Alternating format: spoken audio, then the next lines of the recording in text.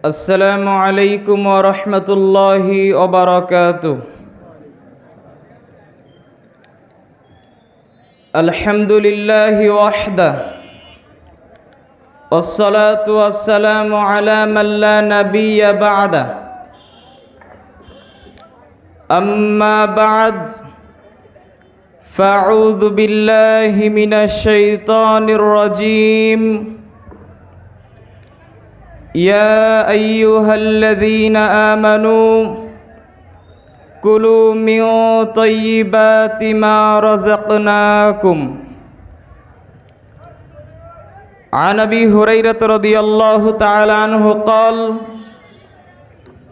قال رسول الله صلى الله عليه وسلم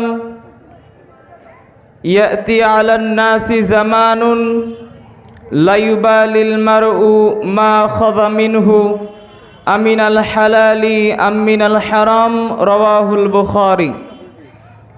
وعن أبي مسعود الأنصاري رضي الله تعالى عنه قال أن رسول الله صلى الله عليه وسلم نهى عن ثمن الكلب ومهر البغي وحلوان الكاهن. رواه البخاري ومسلم.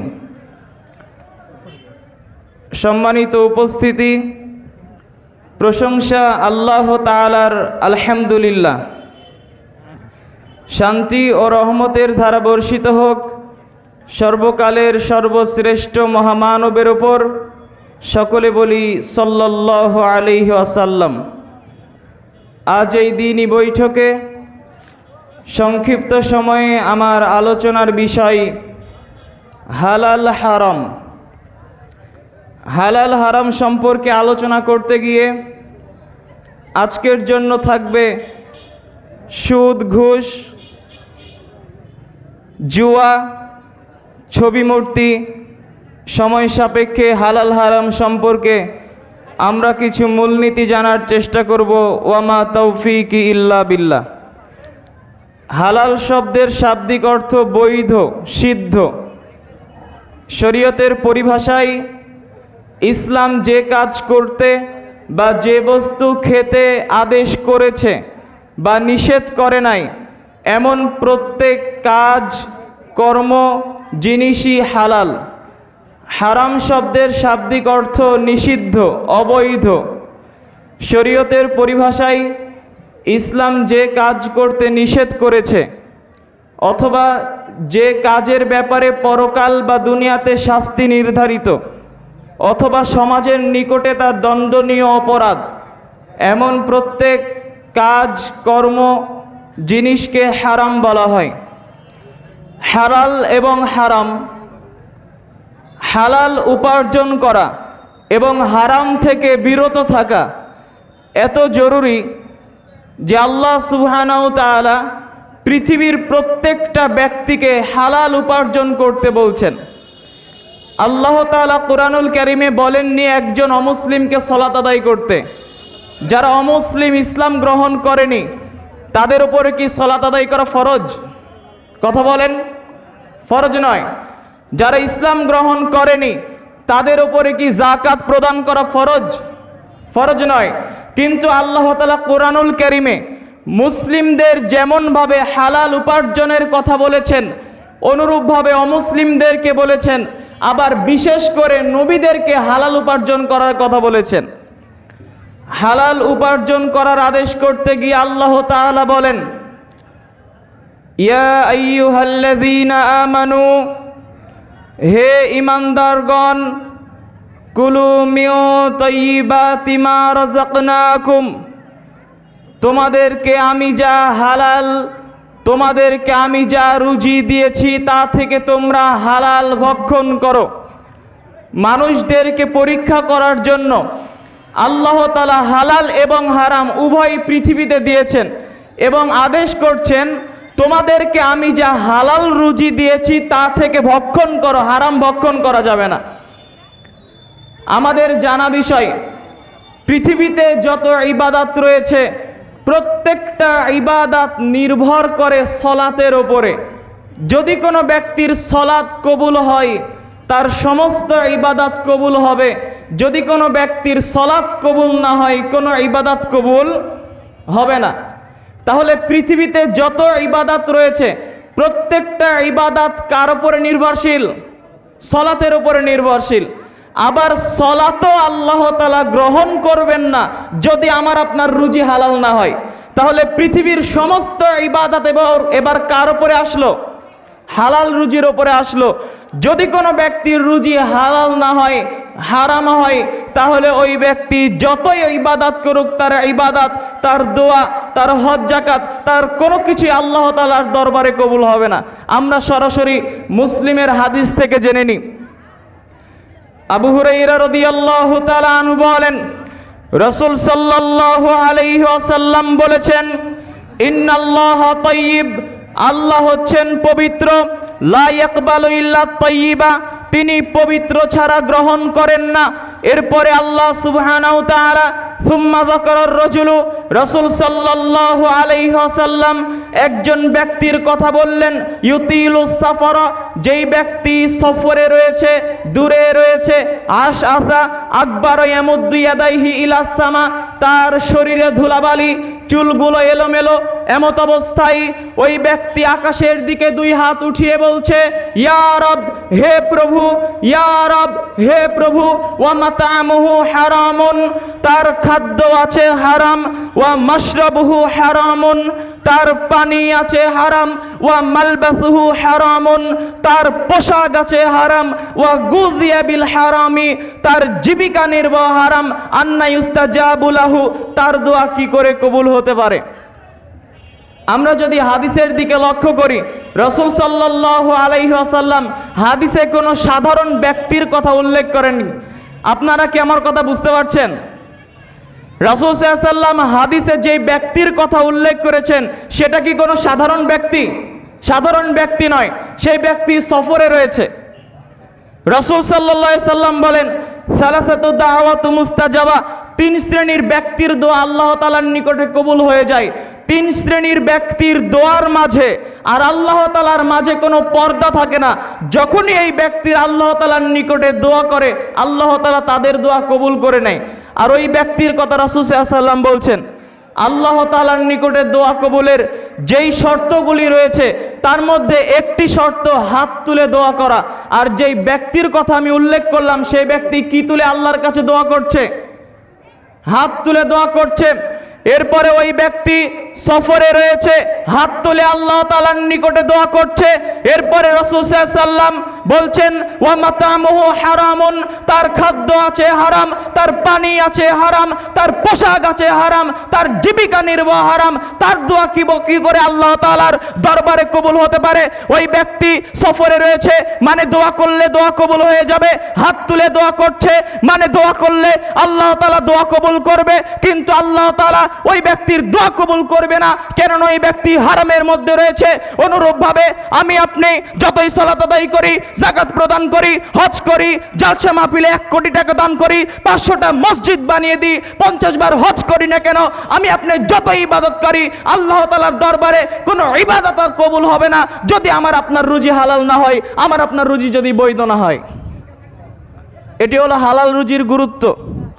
আল্লাহ তাআলার নিকটে হালাল রুজি উপার্জন করার জন্য দোয়া করা উচিত।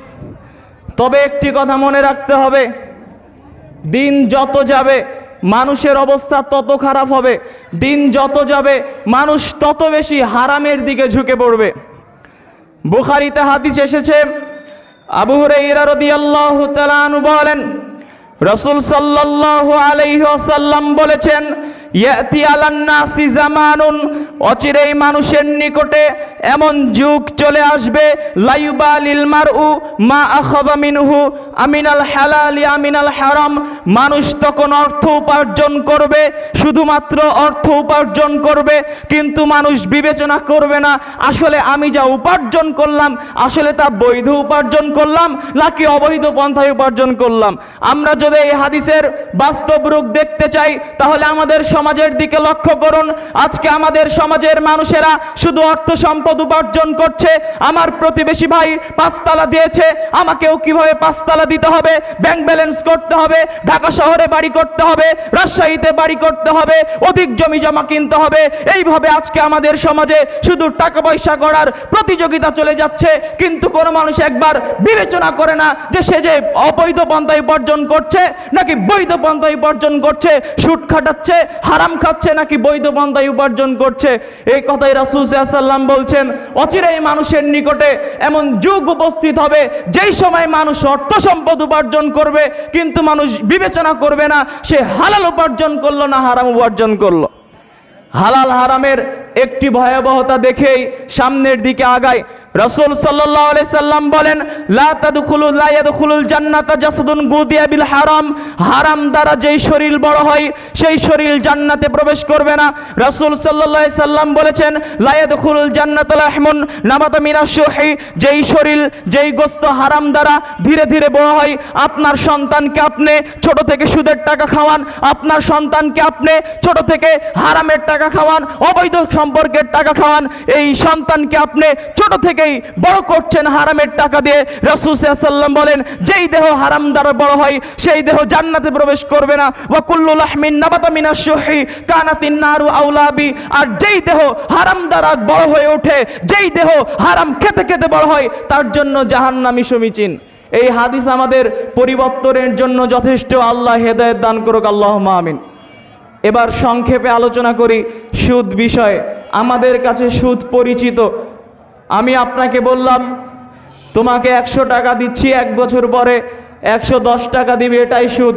সেটা ব্যাংকে হতে পারে, সেটা কোনো এনজিওর মাধ্যমে হতে পারে, আপনার কিস্তির মাধ্যমে হতে পারে, ইসলামী ব্যাংকেও হতে পারে।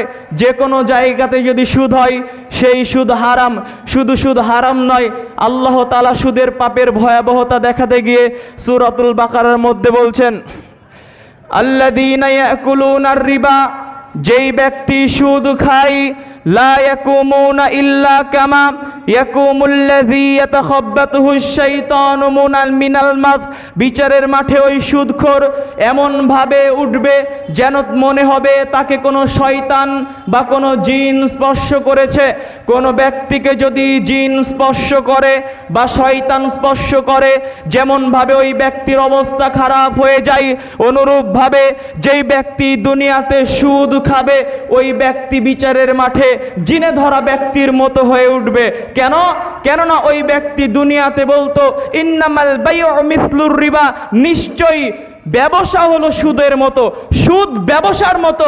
এরকম কথা বলে না, বরং দাবি করে বলছে যে ব্যবসা হলে সুদের মতো। আজকেও যদি আমাদের সমাজে আপনারা লক্ষ্য করতে যান, তাহলে এমন অনেক লোক বাহির হবে যারা সুদ খাটায়, যারা সুদ খেয়ে থাকে। তারা বলে যে সুদ আর ব্যবসা দুইটা একই রকম, কিন্তু সুদ ব্যবসা একই রকম নয়। আল্লাহ তাআলা বলেন, ওয়া হাল্লাল্লাহুল বাইআ ওয়া হাররামার রিবা। আল্লাহ তাআলা সুদকে হারাম করেছেন আর ব্যবসাকে হালাল করেছেন। সুদের ব্যাপারে আপনাকে সংক্ষেপে বলি, আপনি আপনার স্ত্রীকে দিয়ে প্রত্যেক দিন সপ্তাহে 1 দিন কিস্তি দিতে পাঠাচ্ছেন। আপনার একটা ইতস্তবোধ থাকা উচিত, আপনার পার্সোনালিটি থাকা উচিত। শুনুন, মনে রাখবেন একটি কথা, সুদের টাকা নিয়ে ভালো পরিবার, ভালোভাবে চলাফেরার আশায়, ভালো বাড়িতে বসবাস করার আশায় সুদের ওপর টাকা নেওয়া বহু দূরের কথা। ভালোভাবে চলাফেরা করার জন্য সুদের ওপর টাকা নেওয়া বহু দূরের কথা। ভালো খাবার খাওয়ার জন্য সুদের টাকা দিয়ে ফ্রিজ কিনা বহু দূরের কথা। আপনি এমনিতেই ভালো থাকার জন্য আপনি ঋণ নেবেন, সুদমুক্ত ঋণ নিয়ে আপনি বাড়ি করবেন, আপনি সুদমুক্ত ঋণ নিয়ে গাড়ি করবেন, সুদমুক্ত ঋণ নিয়ে আপনি ফ্রিজ কিনবেন। রাসূল সাল্লাল্লাহু আলাইহি সাল্লাম সুদমুক্ত ঋণ নিতেও নিষেধ করেছেন ভালোভাবে জীবনযাপন করার জন্য। যখন আপনার জীবন চলছে না, আপনি পারছেন না ঋণ না নিয়ে, তখন ঋণ নিতে পারেন। কিন্তু যেই জায়গাতে সুদমুক্ত ঋণ নিতেও রাসূল সাল্লাল্লাহু আলাইহি সাল্লাম নিষেধ করছেন, তার অনুমতি পাওয়া যায় না, সেই জায়গাতে আমি আপনি কিভাবে ভালো বাড়িতে থাকার জন্য, ভালো গাড়িতে চড়ার জন্য, ভালো খাবার খাওয়ার জন্য সুদের ওপর টাকা নিয়ে বাড়ি বানাতে পারি, সুদের ওপর টাকা নিয়ে গাড়ি করতে পারি, সুদের ওপর টাকা নিয়ে আমি আপনি ফ্রিজ কিনতে পারি। হয়তোবা আপনারা অনেকে মনে করবেন আমি দরিদ্র ব্যক্তি, এই জন্য তো সুদের উপরে টাকা নিই, সুদের উপরে টাকা নিলে না নিলে আমাদের হয় না। আপনাকে বলতে চাই, রাসূল সাল্লাল্লাহু আলাইহি সাল্লামের সাহাবীরা আপনার চেয়ে কষ্টে দিন কাটিয়েছেন, আপনার চেয়ে দরিদ্র ছিলেন। রাসূল সাল্লাল্লাহু আলাইহি সাল্লামের সাহাবীরা আবু হুরায়রা রাদিয়াল্লাহু তাআলা আনহু ক্ষুধার জ্বালায় মসজিদে নববীর সামনে পেটের উপরে উপর হয়ে পড়ে থাকতেন। তিনি কখনো সুদ খাননি। সাহাবায়ে কেরামদের কখনো সুদ নেওয়ার প্রয়োজন হয়নি। আল্লাহর উপরে ভরসা করে থেকে যান, অল্প জীবন যাপন করার চেষ্টা করুন, সুদ থেকে বেঁচে থাকার চেষ্টা করুন। সুদের পাপের ভয়াবহতা আপনাদের সংক্ষেপে দেখাই। সুদ খেলে কি হবে? জাবের রাদিয়াল্লাহু তাআলা আনহু বলেন, রাসূল সাল্লাল্লাহু আলাইহি ওয়াসাল্লাম অভিশাপ করেছেন আকিলার রিবা, যেই ব্যক্তি সুদ খায় তার উপরে অভিশাপ, ওয়া মুকিলাহু, যেই ব্যক্তি সুদ প্রদান করে তার উপর অভিশাপ, ওয়া শাহিদাইহি, যেই ব্যক্তি সুদের সাক্ষী থাকে তার উপর অভিশাপ। রাসূল সাল্লাল্লাহু আলাইহি সাল্লাম বলছেন, যেই ব্যক্তি সুদ লিখে রাখে, সুদী ব্যাংকে চাকরি করে, তার উপরে অভিশাপ। রাসূল সাল্লাল্লাহু আলাইহি সাল্লাম বললেন, চারজন সমান। এই জায়গা থেকে বোঝা যায়, আপনি যদি সুদ প্রদান না করেন, যদি আপনি সুদী ব্যাংকে চাকরি করেন, সুদ খেলে যেই পাপ হবে, সুদী ব্যাংকে চাকরি করলে, সুদী ব্যাংকে চাকরি করলে ঠিক একই পাপ হবে। আপনি সুদ খান না, আপনার প্রতিবেশী সুদ নেবে, তখন আপনাকে এসে বলছে, ভাই সুদের সাক্ষী থাকুন। আপনি যদি সুদের সাক্ষী থাকেন, আপনি একই সম পরিমাণ পাপ হলেন। মনে রাখবেন, অল্প খেয়ে জীবনযাপন করতে রাজি রয়েছি, আমরা কম পোশাক পরিধান করে জীবিকা নির্বাহ করতে রাজি রয়েছি। আল্লাহ তাআলার কাছে এরকম ভরসা থাকতে হবে, অল্প জীবনযাপন করে অল্প টাকার পোশাক পরে জীবিকা নির্বাহ করতে রাজি রয়েছি, কিন্তু সুদী ব্যাংকে চাকরি করে জীবিকা নির্বাহ করতে রাজি নয়। রাসূল সাল্লাল্লাহু আলাইহি সাল্লাম বলেন, আর রিবা সাবাউনা হুবান আইসারুহা ইয়ানকির রাজুল উম্মাহ, সুদের পাপের 70টি ভাগ রয়েছে। ছোট থেকে বড় হতে হতে সবচেয়ে বড়, বড় থেকে ছোট হতে হতে সবচেয়ে ছোট। সুদের পাপের সবচাইতে ছোট পাপ হলো নিজের মাকে বিবাহ করলে যেমন পাপ হয়, নিজের মায়ের সাথে জিনা করলে যেমন পাপ হয়, নিজের মায়ের সাথে জিনা করলে যেমন পাপ হয়, জেনে শুনে 1 টাকা সুদ খেলে ঠিক তেমন পাপ হয়। নিজের মায়ের সাথে এরকম কাজ করা বিষয়টি আপনি কেমন ভাবে দেখবেন? আপনাকে যদি বাধ্য করা হয় এই কাজ করতে, আপনি বলবেন, দেশ ছাড়তে রাজি রয়েছি, ফাঁসির কাস্টে ঝুলতে রাজি রয়েছি, তবু এই কাজ করতে রাজি নয়। অনুরূপভাবে আপনাকে শপথ করতে হবে, অল্প জীবন যাপন করে জীবিকা নির্বাহ করতে রাজি রয়েছি, আমরা কম খেয়ে কম পরিধান করে জীবিকা নির্বাহ করতে রাজি রয়েছি, কিন্তু কোনো সুদ নিতে, সুদী ব্যাংকে চাকরি করতে, সুদের সাক্ষী থাকতে আমরা রাজি নই ইনশাআল্লাহ। রাসূল সাল্লাল্লাহু আলাইহি ওয়াসাল্লাম বলেন, দিরহামুর রিবা ইয়াকুলুর রাজুলু ওয়া হুয়া আলাম আশাদ্দু মিন সিত্তাতি ওয়া সালাসিনা জিনিয়া, কেউ যদি জেনে শুনে 1 টাকা সুদ খায়, 36 বার জিনা করলে যত পাপ হয়, 1 টাকা সুদ খেলে তার চাইতে অনেক বেশি পাপ হয়। সংক্ষেপে আপনাদেরকে এবার বলি জুয়া সম্পর্কে।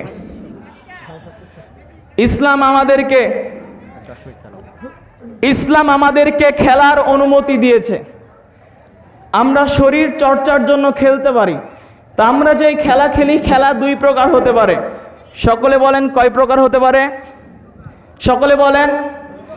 1 প্রকার খেলার মধ্যে শরীর চর্চা নেই।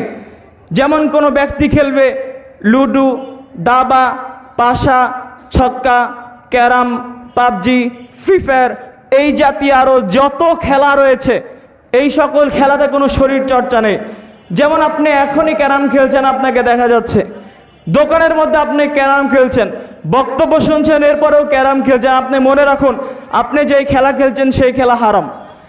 শুধু ক্যারাম খেলাই হারাম নয়, যেই ব্যক্তি ক্যারামের দোকান দিয়ে ব্যবসা করছে তার ব্যবসাও হারাম। তার শুধু ব্যবসাও হারাম নয়, যেই ব্যক্তি ওই ব্যবসায়িককে দোকান ভাড়া দিয়েছে তার ব্যবসাও হারাম, তার টাকাও হারাম। আরেক প্রকার খেলা, যেই খেলার মধ্যে শরীর চর্চা রয়েছে, যেমন ফুটবল, ক্রিকেট, কাবাডি, হাডুডু, এগুলো মানুষেরা খেলতে পারে শরীর চর্চার উদ্দেশ্যে, কোনো অসুবিধা নেই। কিন্তু যখন এই শরীর চর্চা সাথের খেলার সাথে যখন আপনার টাকার হার জিত সম্মিশ্রণ হবে, তখন এই খেলা কি হয়ে যাবে? হারাম হয়ে যাবে। যদি 2 দল বলে আমরা 2 জন করে 1000 করে দিলাম, যারা জিতবে তারা 2000 পাবে, এই খেলা হারাম নাকি হালাল? সকলে বলেন হারাম। ওই খেলা হারাম, খেলা দেখাও হারাম, সহযোগিতা করা হারাম। ওই খেলার যেখানে গল্প চলে সেই জায়গাতে আপনি বসেও থাকেন না, এটাই ভালো।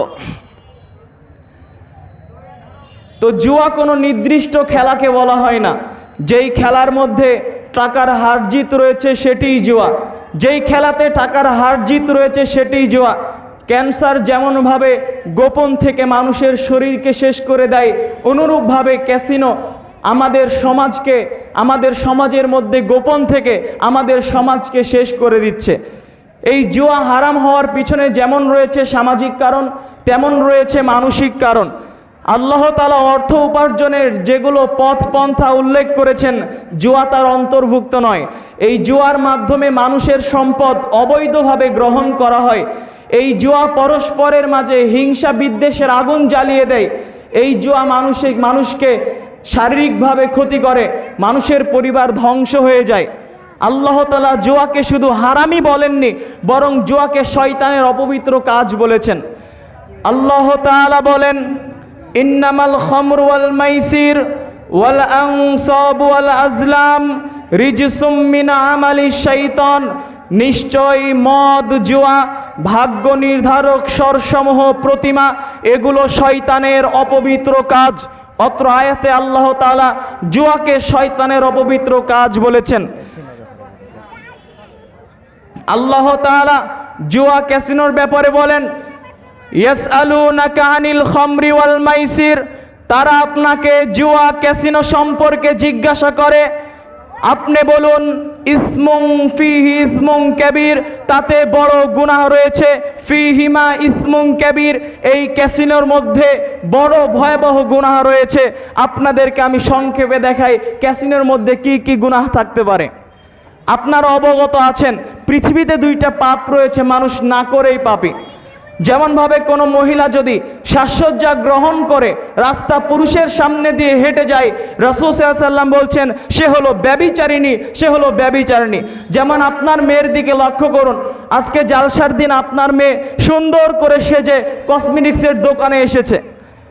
ঈদের দিনে আপনার এত আনন্দ, ঈদ আপনাকে এত আনন্দ দিয়েছে যে আনন্দের ঠেলায় আপনার মেয়েকে সুসজ্জিত করে, আপনার স্ত্রীকে সুসজ্জিত করে আপনি ঘুঘুডাঙ্গায় পাঠিয়ে দিয়েছেন। কথা বলেন না কেন আপনারা?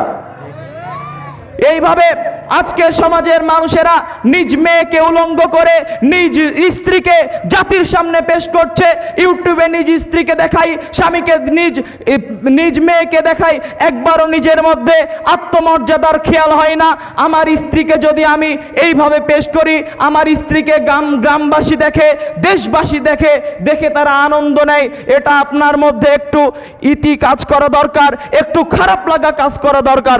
মনে রাখবেন একটি কথা, আপনার মেয়ে রাস্তা দিয়ে হেঁটে গেল বেপরদাভাবে, আপনার মেয়েকে যদি 10,000 ছেলে দেখে, 10,000 ছেলে আপনার মেয়েকে দেখে যত পাপ করলো, আপনি একাই তত পাপ করলেন, আপনার মেয়ে একাই তত পাপ করলো। কথা যদি আপনাদের বুঝাতে না পারি তাহলে আমি অক্ষম। এরপর আরেকটি পাপ হলো জুয়া। আবু হুরায়রা রাদিয়াল্লাহু তাআলা আনহু বলেন, রাসূল সাল্লাল্লাহু আলাইহি ওয়াসাল্লাম বলেছেন, মান ক্বালা লি সাহিবিহি তাআল উকামিরুকা ফালিয়াতাসাদদাক। যেই ব্যক্তি তার বন্ধুকে বলবে আসো ক্যাসিনো খেলি, জুয়া খেলি, তাহলে ওই ব্যক্তিকে সাদকা প্রদান করতে হবে, কাফারা দিতে হবে, 10 জন ব্যক্তি মিসকিনকে খাওয়াতে হবে। ওই ব্যক্তি খেলেনি, শুধুমাত্র বলেছে আসো খেলি, তাতেই তার কাফারা দিতে হবে। সম্মানিত উপস্থিতি, রাসূল সাল্লাল্লাহু আলাইহি ওয়াসাল্লাম বলেছেন, মান লাইবা বিসারদিশিন ফাকান্নামা সাবাকা ইয়াদাহু ফি লাহমিল খিনজিলি ওয়া দামি। যেই ব্যক্তি সুদ, যেই ব্যক্তি ক্যাসিনো খেললো, যেই ব্যক্তি জুয়া খেললো, ওই ব্যক্তি যেন তার হাত শুকুরের রক্তে মাংস ডুবালো। শুকুরের রক্ত মাংস খাওয়া যেমন হারাম, হাত ডুবানো হারাম, এই জুয়া খেলাও হারাম, ক্যাসিনো খেলাও হারাম। রাসূল সাল্লাল্লাহু আলাইহি সাল্লাম বলেন, যেই ব্যক্তি জুয়া খেললো ফাকাদ আসাল্লাহু ওয়া রাসূলাহু, ওই ব্যক্তি আল্লাহ তাআলার এবং তার রাসূলের নাফরমানি করলো। আব্দুল্লাহ ইবনে আমর রাদিয়াল্লাহু তাআলা আনহু বলেন, রাসূল সাল্লাল্লাহু আলাইহি ওয়াসাল্লাম বলেছেন, লা ইয়াদখুলুল জান্নাতা, কখনো জান্নাতে প্রবেশ করবে না, আকুন, পিতামাতার অবাধ্য হয় যে, ওয়া কাম্মারুন, জুয়া খেলে যে, ওয়া মান্নানুন, খোটা দেয় যে, ওয়া মুদমিনুল খামর, নেশাদার দ্রব্য পান করে যে। যেই ব্যক্তি জুয়া খেলে ওই ব্যক্তি জাহান্নামে প্রবেশ করবে না। জাহান্নামে যাওয়ার যেই সকল কারণ রয়েছে, জুয়া তার একটি অন্তর্ভুক্ত কারণ। সম্মানিত উপস্থিতি, এই জুয়া খেলার মাধ্যমে মানুষের ভুঁড়ি বৃদ্ধি হয়ে যায়, মানুষের স্থূলতা বৃদ্ধি হয়। এই জুয়া মাথার ব্রেনকে নষ্ট করে দেয়, চোখের জ্যোতি কমিয়ে দেয়। এই জুয়া মানুষের শারীরিক শক্তিকে হ্রাস করে দেয়। এই জুয়ার মাধ্যমে মানুষের পরিবারে অশান্তি সৃষ্টি হয়। এই জুয়ার মাধ্যমে মানুষ নিঃস্ব হতে হতে একেবারে নিঃস্ব হয়ে যায়। আপনার পাশের গ্রামে, আপনার পাশের বাড়িতে হয়তো বা লোকটির বাড়ি ছিল, গাড়ি ছিল, জমি জায়গা ছিল। এই ক্যাসিনোর সাথে সম্পর্ক রাখার কারণে, জুয়ার সাথে সম্পর্ক রাখার কারণে আস্তে আস্তে গাড়ি বিক্রি করেছে, বাড়ি বিক্রি করেছে, জমি জায়গা বিক্রি করে এখন কোথায় আছে আর কেউ জানে না। আমাদের মাঝে জুয়ার একটি প্রবণতা আসে যখন আমাদের মাঝে আসে বিশ্বকাপ ফুটবল। বিশ্বকাপ ফুটবলকে লক্ষ্য করে অনেকেই আপনার বাজি ধরে বিভিন্ন দলের পক্ষ নিয়ে। আবার দেখবেন অনেক জায়গাতে মানুষেরা মোবাইলে দেখে, টেলিভিশনে দেখে, কোনো জায়গাতে বিশাল বড় পর্দা নিয়ে একসাথে মুসলিমরা খেলা দেখে আর আনন্দ করে। অনেক জায়গাতে জার্সি পরিধান করে, ওই ইহুদিদের জার্সি। আবার অনেক বাড়িতে 3-4টা পতাকা টাঙায়, হয়তোবা বাপ এক দলের, মা এক দলের, সন্তান এক দলের, মেয়ে আরেক দলের। এই জন্য বাড়ির উপরে 4টা পতাকা রয়েছে।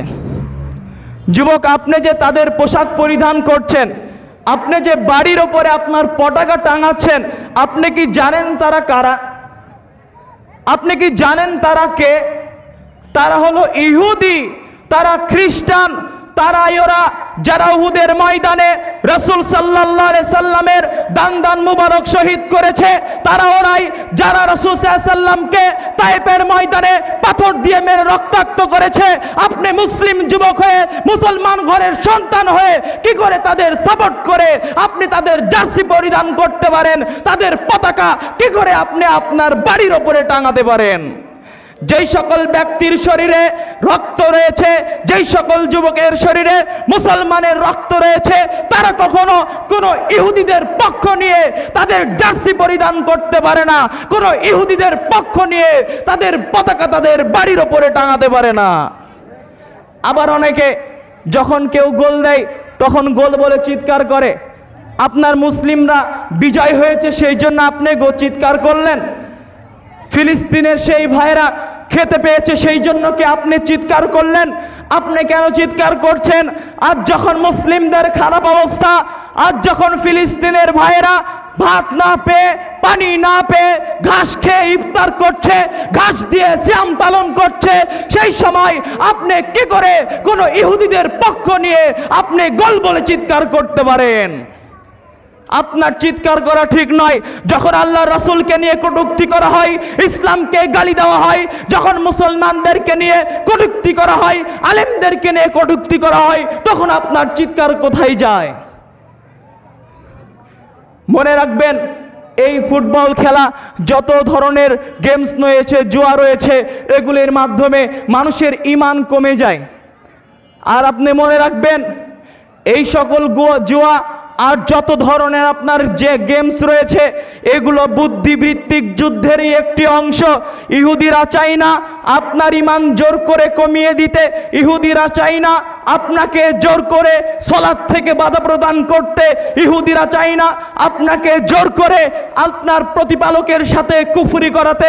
বরং ইহুদিরা চাই আপনার মাথার মধ্যে, আপনার মস্তিষ্কের মধ্যে এমন বিশ্বাস ঢুকিয়ে দিতে, আপনাকে এমন খেলা দেখাতে ব্যস্ত রাখতে চাই, এমন খেলার মধ্যে আপনাকে ব্যস্ত রাখতে চাই যাতে করে আপনার ঈমান আপনি নিজেই কমিয়ে ফেলেন, আপনি নিজেই সালাত থেকে বিরত থাকেন, আপনার প্রতিপালকের সাথে আপনি নিজেই কুফরি করেন।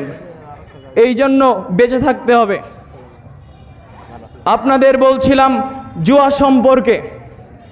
ক্যাসিনো সম্পর্কে। কাজে আমাদের সতর্ক থাকতে হবে। আমরা যদি ক্যাসিনোর সাথে সম্পর্ক রাখি তাহলে আমাদের সেই কাজ থেকে ফিরে আসতে হবে। আর ক্যাসিনোর সাথে আজকে আমাদের বিশেষ করে যুবকেরা সম্পৃক্ত হয়ে যাচ্ছে, এর কারণ কি? এর প্রথম দায়ী আমি করব পিতামাতাকে।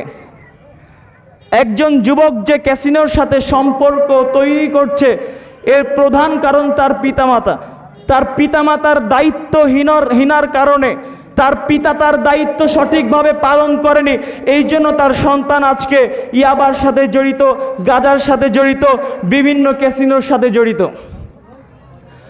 কেননা আবু হুরায়রা রাদিয়াল্লাহু তাআলা আনহু বলেন, রাসূল সাল্লাল্লাহু আলাইহি ওয়াসাল্লাম বলেছেন, কুল্লু মাউলুদিন ইউলাদু আলাল ফিতরা, প্রত্যেকটা সন্তান ইসলামের উপরে জন্মগ্রহণ করে। ফাআবাওয়াহু ইউহাউইদানিহি, তার পিতামাতা তাকে ইহুদি বানায়, আও ইউনাসসিরানিহি, তাকে নাসারা বানায়, আও ইমাজ্জিসানিহি, তাকে মূর্তি পূজক বানায়, নাজাসি বানায়। রাসূল সাল্লাল্লাহু আলাইহি ওয়াসাল্লাম বলছেন প্রত্যেকটা সন্তান ইসলামের উপর জন্মগ্রহণ করে, মানে আপনার সন্তান সালাত আদায় করতে পারবে এই যোগ্যতা নিয়ে জন্মগ্রহণ করেছে। আপনার মেয়ে পর্দা করতে পারবে এই যোগ্যতা নিয়ে জন্মগ্রহণ করেছে। সমাজের স্রোতের গায়ে গা ভাসাবে না, এই জন্য আপনার সন্তান এই যোগ্যতা নিয়ে জন্মগ্রহণ করেছে। কিন্তু পিতামাতা হিসেবে আপনাদের অবহেলার কারণে, দায়িত্ব সঠিকভাবে পালন না করার কারণে আজকে আপনার সন্তান বেপথে গেছে। আরেকটি সেটি হলো, যখন আপনার সন্তান বড় হয়েছে তখন অসৎ সঙ্গ পেয়েছে, সঙ্গ দোষে লোহা ভাসে। রাসূল সাল্লাল্লাহু আলাইহি ওয়াসাল্লাম বলেন, আর রাজুলু আলা দীনি খলিলি, প্রত্যেকটা ব্যক্তি তার বন্ধুর অনুসরণ করে। সুতরাং ফালইয়ানজুর মান ইউখালিলু, তোমরা কার সাথে বন্ধুত্ব করছো সেদিকে খেয়াল রাখো। আপনার আতরওয়ালার সাথে থাকলে আতরের গন্ধ পাওয়া যাবে না, এ কথা যেমন মিথ্যা। আপনার সন্তানের বন্ধু ভালো, আপনার সন্তান ভালো হবে না, এ কথাও মিথ্যা। কামারের কাছে থাকলে আগুনের গন্ধ পাওয়া যাবে না, এ কথা যেমন মিথ্যা। আপনার সন্তানের বন্ধু বিড়ি খাই, সিগারেট খাই, গাঁজা খাই, ক্যাসিনোর সাথে সম্পর্ক রয়েছে, আপনার সন্তান অনুরূপ হবে না, এ কথা তেমন মিথ্যা। এজন্য যারা যুবক ভাইয়েরা রয়েছেন আপনারা এগুলো থেকে বিরত থাকার চেষ্টা করবেন। আল্লাহ তাআলা তৌফিক দান করুক, আল্লাহুম্মা আমিন। যারা পিতামাতা রয়েছেন সন্তানকে ছোট থেকে ভালো করে লালন পালন করার চেষ্টা করবেন, আল্লাহ তৌফিক দান করুক, আল্লাহুম্মা আমিন। সংক্ষিপ্তভাবে আপনাদের সামনে আলোচনা করলাম কয়েকটি বিষয়। প্রথমে আলোচনা করেছি হালাল রুজির গুরুত্ব, এরপর আলোচনা করেছি সুদ ব্যাপারে, এরপর আলোচনা করেছি ক্যাসিনো বিষয়ে। আল্লাহ তাআলা আমাদের এই সকল কাজ থেকে বিরত থেকে হালালের সাথে থাকার তৌফিক দান করুক, আল্লাহুম্মা আমিন। সাথে সাথে আপনাদের কাছ থেকে দোয়া চাই আল জামিয়া সালাফিয়ার জন্য। আল জামিয়া সালাফিয়া ডাঙ্গিপাড়া পাওয়া রাজশাহী, আল জামিয়া সালাফিয়া রূপগঞ্জ নারায়ণগঞ্জ ঢাকা, আল জামিয়া সালাফিয়া তেগড়া বিরল দিনাজপুর, আল জামিয়া সালাফিয়া বরিশাল, সাথে সাথে অন্যান্য ডিস্ট্রিক্টে জামিয়া সালাফিয়া হবে ইনশাআল্লাহ। জামিয়ার ছাত্র হিসেবে জামিয়ার জন্য দোয়া চাই, উস্তাদজির জন্য দোয়া চাই। আল্লাহ তাআলা যেন উস্তাদজিকে হায়াতে তাইয়্যিবা দান করে, আল্লাহুম্মা আমিন। সাথে সাথে উস্তাদজিকে যেন দিনের বেশি বেশি খিদমত করার তৌফিক দান করে। এবং আলোচনা আপনারা হয়তোবা ইউটিউবে পেতে পারেন, ফেসবুকে পেতে পারেন। এই কথা বলে আমার সংক্ষিপ্ত আলোচনা এখানেই শেষ করছি। আল্লাহুম্মা সাল্লি ওয়া সাল্লিম আলা নবিয়িনা মুহাম্মদ ওয়া আলা আলিহি ওয়া সাহবিহি আজমাইন। আসসালামু আলাইকুম ওয়া রাহমাতুল্লাহি ওয়া বারাকাতুহু। জাযাকাল্লাহু আহসানাল জাযা। আলহামদুলিল্লাহ, আমরা